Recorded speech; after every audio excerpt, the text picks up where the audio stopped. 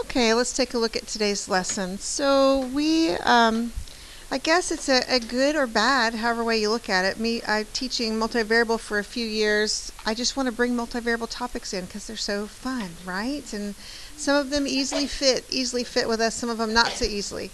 So let's talk about different coordinate systems. In 2 dimensions, we have looked through several different coordinate systems, right? We had the Cartesian coordinate system, which is our rectangular coordinates. We've looked at the polar coordinate system, which we just started working with. We also could use parametric types of equations really in a rectangular system, but we've got different systems in 2 dimensions. Same thing in 3 dimensions. We have different systems of graphing in 3 dimensions as well. In the fall, we looked at 3-dimensional vectors. Remember that when we were graphing them in 3D? That was in a rectangular coordinate system. It had octants. I don't know if you remember that or not, but that was a rectangular coordinate system. That's in 3 dimensions. Today what we're going to be doing is we're going to be looking at another 3-dimensional coordinate system called cylindrical coordinates. And the reason I wanted to do cylindrical coordinates is because it is almost exactly like polar coordinates. It just has an added dimension. I mean, it is exactly polar coordinates with the added dimension of z. So it fit very nicely in. Now there is another 3-dimensional coordinate system. It's spherical coordinates, which are super fun, but I could not find a place to put them. I know you're very upset about that. I'm sorry. You just have to kind of just wait. Know that there's another graphing system in 3 dimensions called spherical coordinates. It looks like a sphere, so it's pretty cool. So let's look and see how these are the same. Basically, pretty much exactly the same as a polar coordinate. So let's look at a couple of different options over here. So let's take a look at this picture first. We have our x-axis and our y-axis and our z-axis. Z basically just adds another dimension to the polar system. This is just like a regular polar grid, right? If we are in 2 dimensions, that would be our x and y. We measure the angle from the positive x-axis and rotate, right? That's what we do.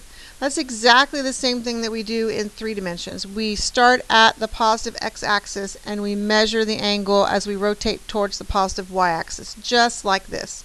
There is no change.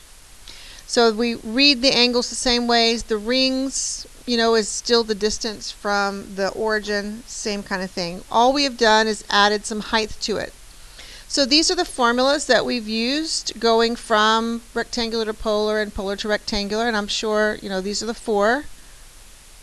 You've all memorized those. We already know those, right? Those are 2 dimensions. Let's kind of look and see what's in 3 dimensions. Okay, rectangular to cylindrical, cylindrical to rectangular. They are identical. They're identical. The only thing is z equals z. Okay, that's not going to be very hard for us, right? There's no conversion for z. Z in spherical or cylindrical coordinates is the same as z in rectangular coordinates. It's the same. So really we're working with the same formulas that we are working with in 2 dimensions and just adding a 3rd dimension. That's the conceptual thing. So now let's talk through these items down here. So the first one, it says that the surface r equals r naught is a right circular cylinder of radius r naught centered on the z-axis. So they're talking about this picture right here.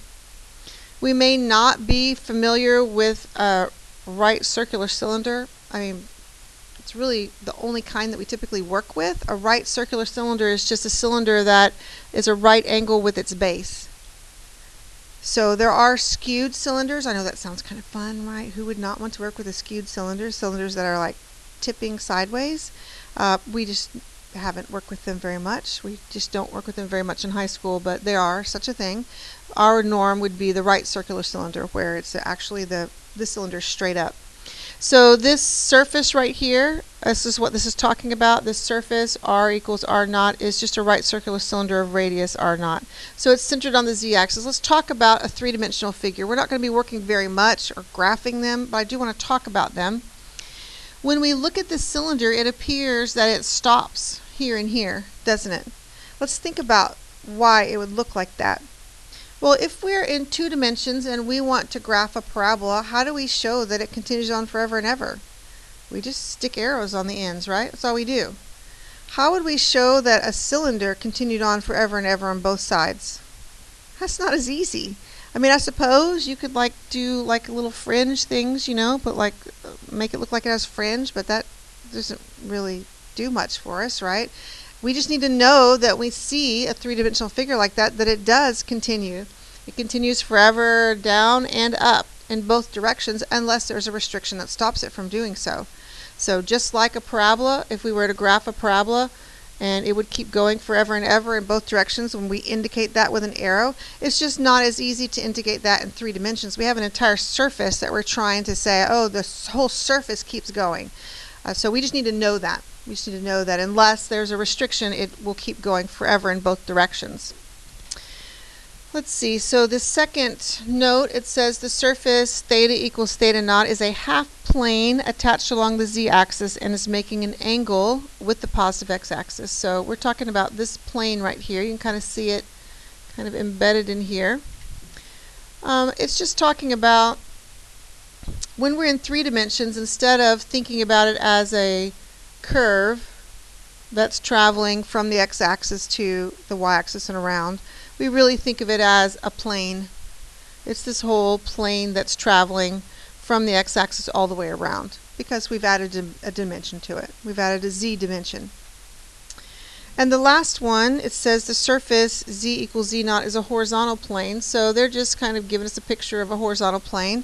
Perhaps this intersects it. Maybe somebody at some point would want to find the intersection of these. Maybe maybe it's just restricting our cylinder and cutting it off there. There could be different reasons why we would intersect it with a plane. So those are just some of the reasons that we would look at later, not in this unit. Okay? Questions on the concept so far? Okay, so let's move to the examples. We're really just kind of doing a few things in cylindrical coordinates. Just a few. We are going to practice going back and forth. We have a point in cylindrical coordinates going to rectangular and, vice versa, going from rectangular to cylindrical. So let's take a look at what we have here. We have cylindrical coordinates. They're indicated and they're in this order. We just write them in this order. It's r and then theta and then z. That's the order that we write them in. And we want to go to x, y, z. We want to do rectangular coordinates. So we're just going to dig back into our memory and do like we would in 2 dimensions. Now, one thing I do need us to keep in mind, which as I'm looking through your quizzes, I'm seeing that some of us are not paying very close attention to. For us, it's going to be the first 2 coordinates, these first 2 that tell us.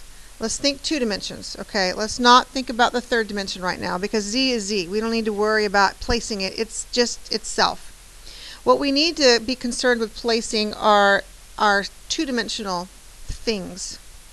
So this 2-dimensional thing, 4 pi over 3, is in the first quadrant in 2 dimensions. We need to make sure that the x and the y are also.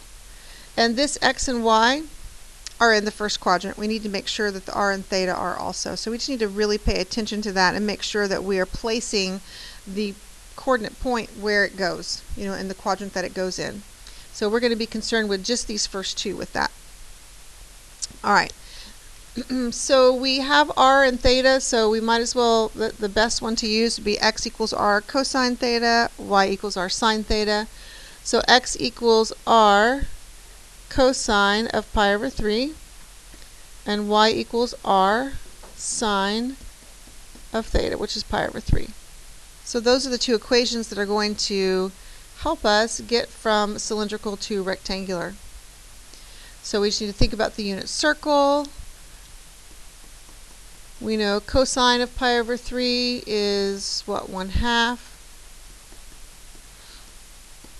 And sine of pi over 3 is root 3 over 2. So we finish out our point and we have x, y, and z is x would be 2, y would be 2 root 3, and z, we just, z is just kind of nice little guy. We just copy him down. Nothing to do with him. Just bring him along. He's still negative 3.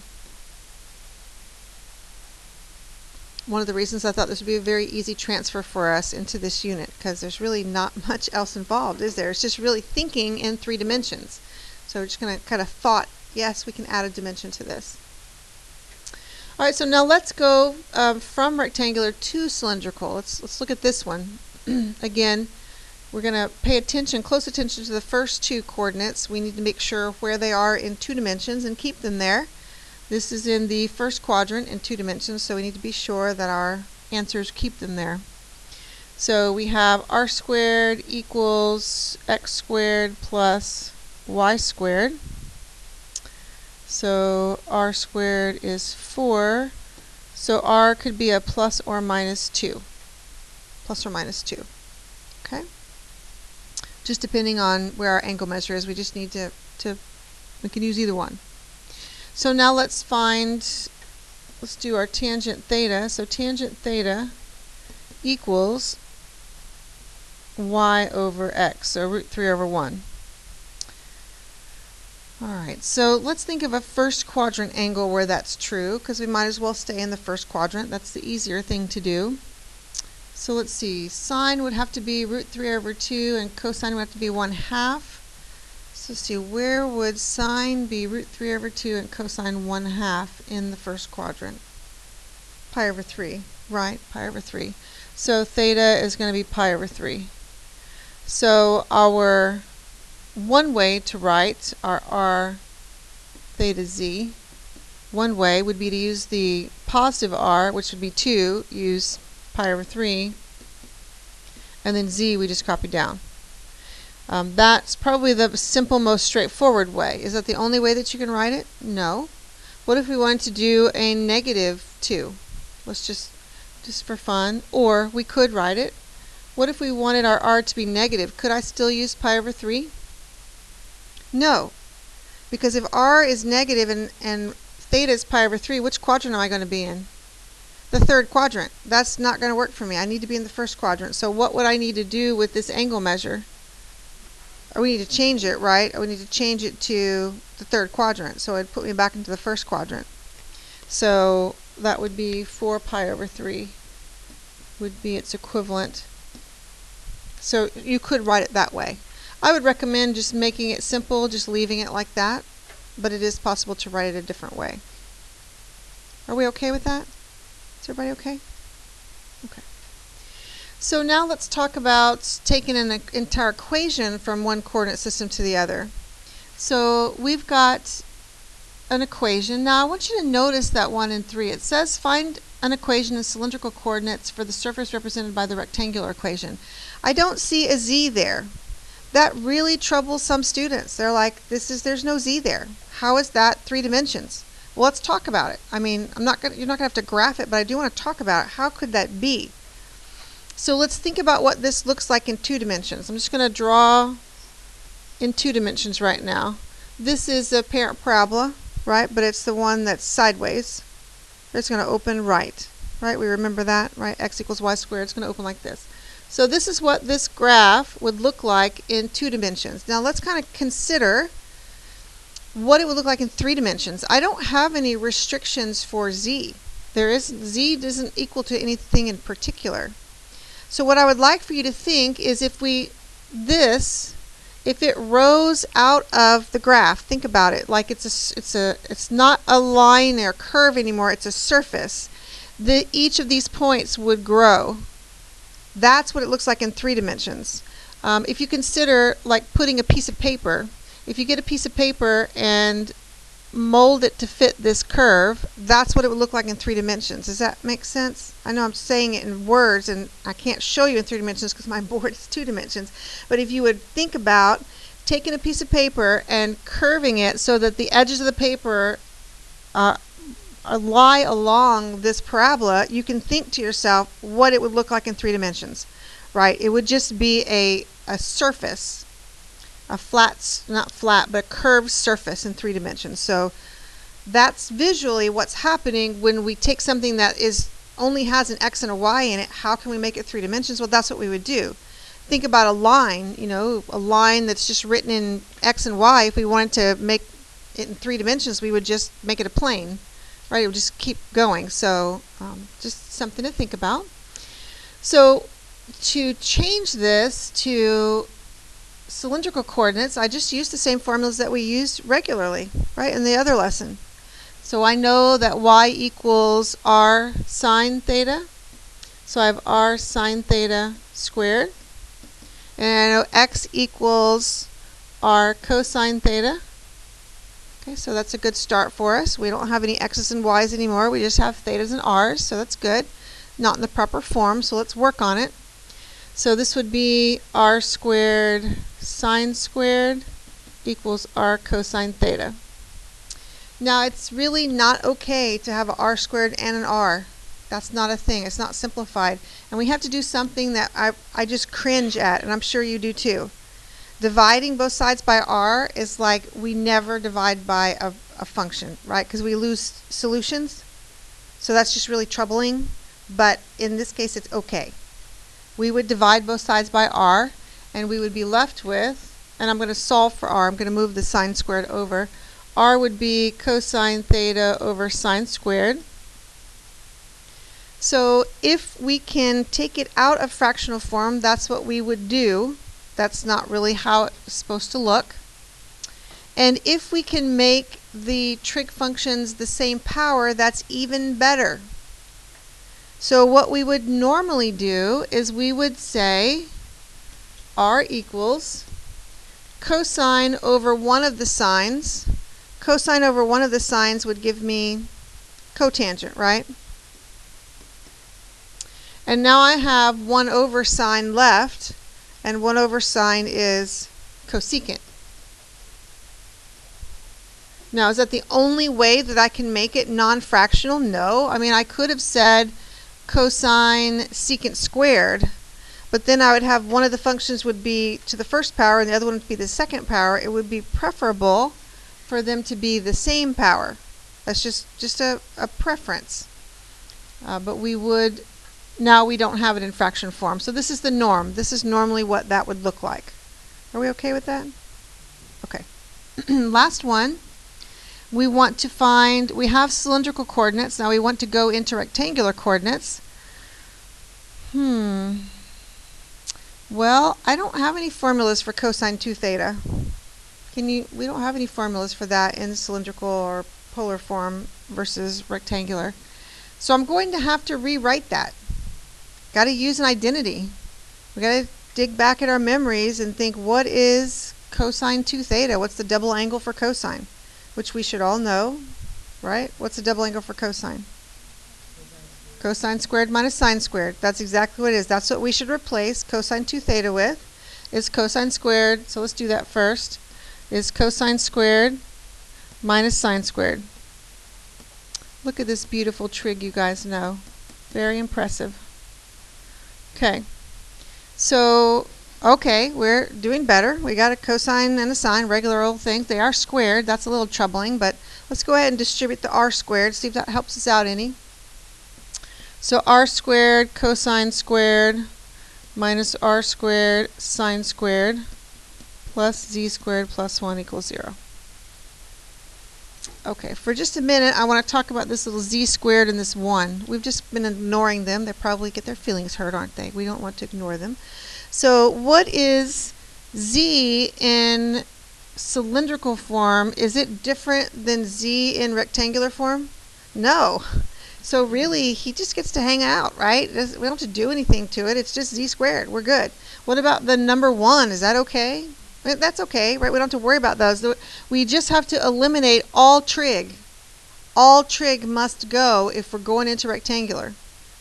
So let's go back and focus on the trig again. So I know that I could rewrite this as r cosine, r cosine.